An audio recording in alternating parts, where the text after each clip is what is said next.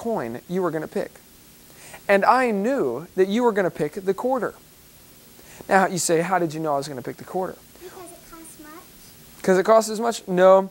You see, you use mental telepathy, and you can tell, and I even wrote on the back of this, I wrote that you would choose the quarter. I knew you would choose the quarter. Now you might say, well, you probably wrote that on the back of all of them. No, I didn't. All I have are regular coins. I knew that you were going to choose the quarter. And I even wrote it down for you. You will choose the quarter. All right, Stephanie, would you like to see how to do that trick? Really, it's very simple. You let a person choose one of the 4 coins, and they choose the coin. It really doesn't matter what they choose, because you have written down a prediction. If they choose the penny, you have predicted that they would choose the penny. If they choose the dime, you have predicted that they would choose the dime. If they choose the nickel, you have simply predicted you will choose the nickel. And if they choose the quarter, it's on the back of the quarter. You will choose the quarter. Very simple trick. All you need for the trick is a dollar bill, and you write on it with a little sticky thing. You will choose the penny. On one side, you will select the nickel. On one, you will select the dime. Fold it up and just have it sitting there. Then have your coins out there, and you ask them to select something. And if they select the quarter, you say, now you could have selected the penny, or you could have selected the dime. You could have selected the nickel, but you didn't. You selected the quarter. And I knew, because I had written down right there on the back of the quarter, that you would choose the quarter. And it's as simple as that, a very easy trick, and it will boggle young minds.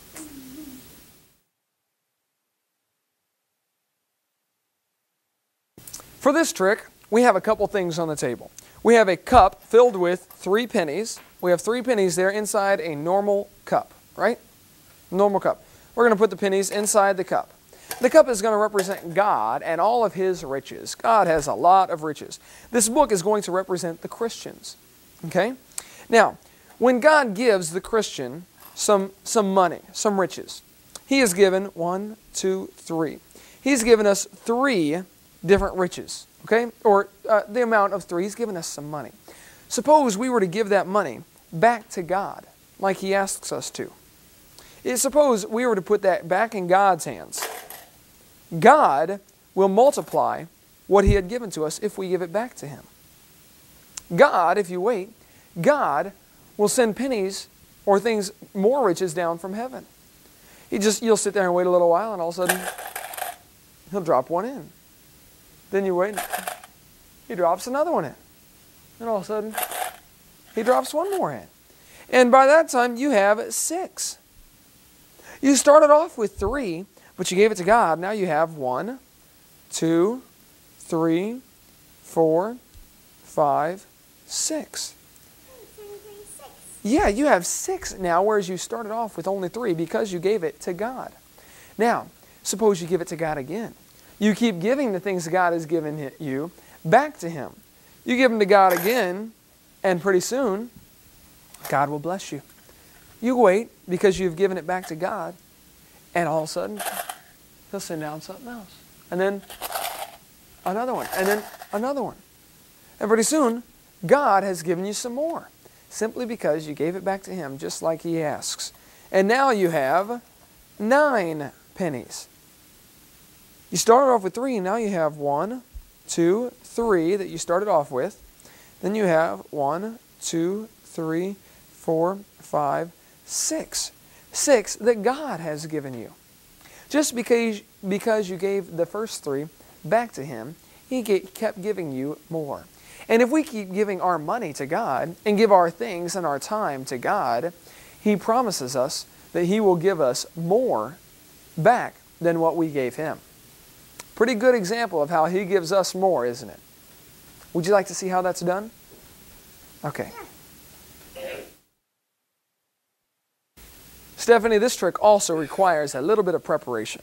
What we need is a cup, we need a book, and we need 9 pennies. Now, I use a pencil just to make sure you know that I'm not touching the pennies, and they are really 9 separate pennies. And you put the pennies on top of the book. You start off with 3, and then you go from there. But here's the secret. This book has been messed with. I fixed this book so that it would have a hole right there. I actually cut some of the pages down a little so that if you open it up, there's a hole in the book right there cut out of some of the pages. Then I also put a hole right here in the back. Had to cut through the binding and actually put a hole in the back so that when you open it up, you will actually see some holes. You see this hole here and this hole here. But when the book is closed and at an angle like that, you can't see them. So all I have to do is, before I do the trick, I put 3 pennies and just slide them in the hole, just like that. Then I turn it and I put 3 pennies in this hole. There we go. Now my trick is ready to go. I have these 3 pennies in here to represent how much God's wealth and what He gives to us. I set them down, and when I count them, I put them towards where I'm going to pour. Put them right over here. So I have 1, 2, 3. Then when I pour them, this is actually what happens. You keep the book level, and you pour pretty quickly, and you pour, and those 3 pennies came out of that hole. Now you have 6 pennies, not just the 3. You have 6. Then, when you set them up again and count them out, you have them in here, and you catch them from heaven, 1, 2, 3. Then you pour them out, and they will see now there are 6 pennies. 1, 2, 3, 4, 5, 6. And you notice this time I put them right next to this hole that's back here. I counted them out, and as I counted them, I moved them so that they would be next to this hole, so that when I poured them into the cup, if you give them back to God, actually what's happening is those pennies, as well as the 3 that are in here, are going in. And then I set it down, and I say, now, since you've given back to God, He has given you lots more. Now you have 9 pennies, whereas you only started out with 3. And really the secret is that you've hid 3 pennies in each side of the book. That's the whole secret.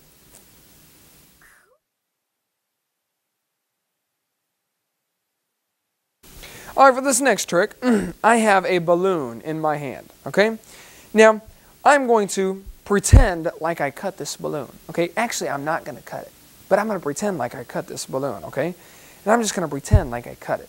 Now, a lot of people will come up and they'll say, I saw you cut that balloon, but actually, I'm not really cutting this balloon. I am simply pretending like I cut it. A lot of people will say, but wait, I actually saw some of the pieces fall on the table. I know you had to cut that balloon. I saw the pieces. Nope, I did not cut the balloon at all. You may think that I cut it, but I didn't. And you can tell because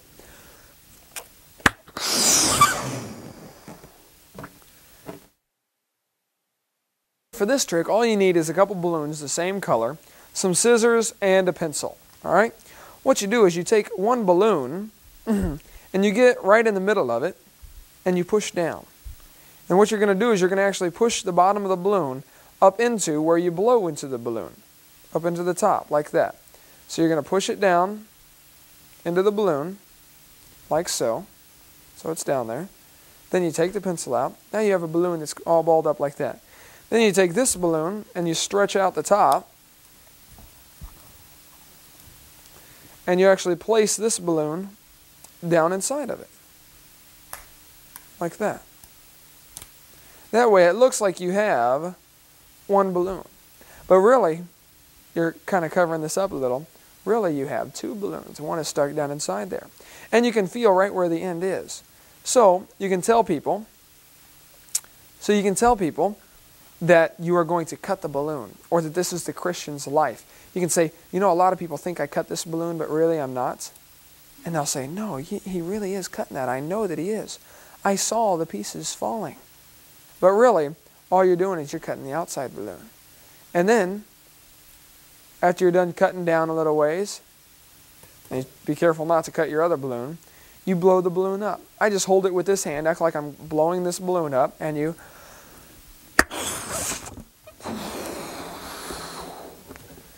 And then you got to cover up your evidence, because if you just let the balloon go, they would see this part. So you got to tell them, you know what? Balloons are very fragile.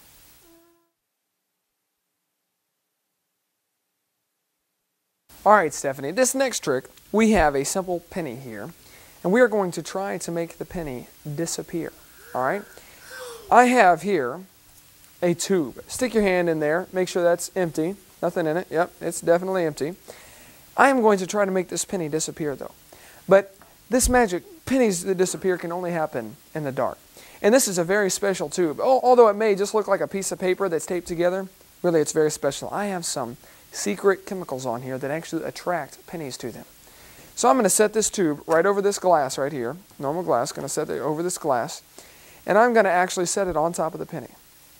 Now, as I pull this tube up, what should happen, if my chemicals are correctly put together, I should be able to pull the penny up and out of the glass. Okay, I'm going to try it. It's already probably floating right about here, the penny is, because of these chemicals drawing it up. And I'm going to try to carefully pull the penny out of the glass. Now this is the hard part. See, I have to get to the penny through the bottom of the glass. Now this penny, with these chemicals, it makes it invisible to your eyes. But I can see the penny. I'm going to try to pull it up and out of the glass. There we go. Now I have the penny in here. Now you will not be able to see the penny. Can you see the penny? You see the penny in there? No. Stick your hand through there. See if you can feel it. Feel the penny in there anywhere? No. No? But I know that the penny is there. I know that it's there. Now the penny, I got to try to get it back inside this glass. And it's pretty tough to get it through solid glass, so it might take me just a second. But I'm going to put the penny, let it balance there. It's moving. There we go. Let the penny come down slowly. And now I got to pop it into the glass. Ready? There we go. Got it inside the cup. And very gently set it back down. Now, the penny should be resting back on the paper just like it used to be. Let's see if it is. Ready? There it is. Wow, it really did work. And that really is a real penny. Check that out. Can you believe that? You can make a penny actually disappear using these chemicals. Yep, it's real, isn't it? Cool. Unbelievable. Now, would you like to know how to do that trick? How you can simply make a penny? Watch this. I'm going to do it fast this time. Vanish. Would you like to see how to make a penny vanish? And then you can make a penny reappear. Would you like to see how to do that? All we're doing is we're making the penny vanish. And then we simply make it reappear, just like that. All there is to it. How'd you like to know how to do that one? I would know. Would you? Okay. Here's what we do. All we have is we have a, this is from a file folder, and I've made it in a circle to taped it together to make it be a nice covering.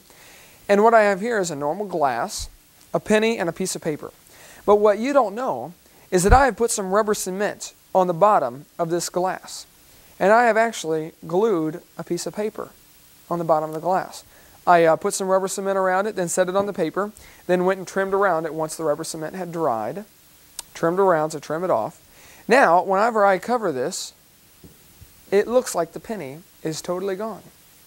But what you don't know is that the penny is there the whole time. We haven't actually made the penny disappear, and it hasn't gone up in this tube and out of the glass and you can't see it. No, it's there the whole time. So the simple magic is you just got to make sure you put your tube over it so that they don't see that you're covering it. Then you can make up any story you want. Tell them you're pulling it up, making it vanish, anything you want. When you put it back, the penny is still there, right where you left it.